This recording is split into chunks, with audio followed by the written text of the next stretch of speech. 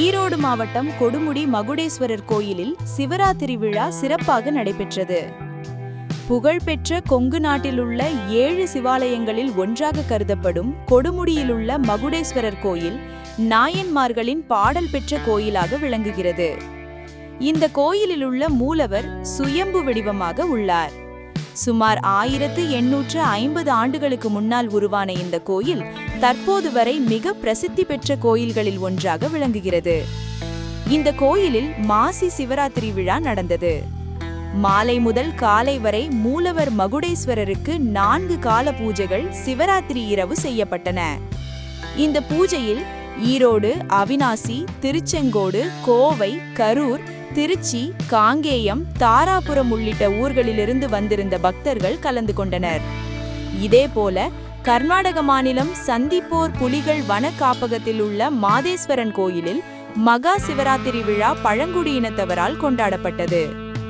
இதேபோல சிவகிரி அடுத்துள்ள புது அண்ணாமலை பாளையத்தில் பழந்தின்னி கருப்பண்ண ஈஸ்வரர் கோயிலில் சிவராத்திரி விழா நடந்தது.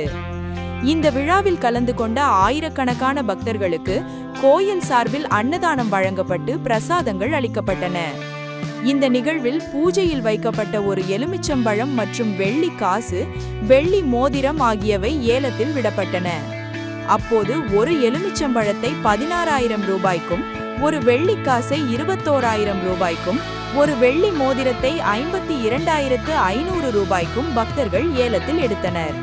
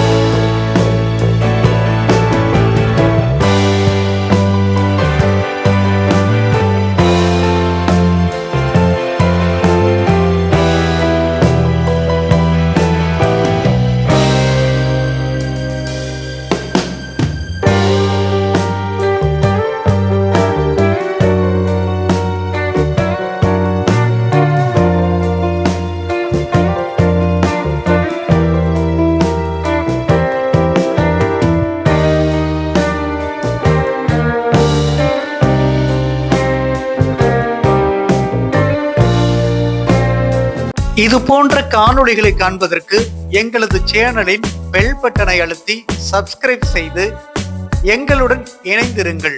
மேலும் காணொளியை மற்றவர்களுக்கும் பகிருங்கள். எங்கள் சேனலை சப்ஸ்கிரைப் செய்துள்ளவர்களுக்கு எங்களது நன்றி.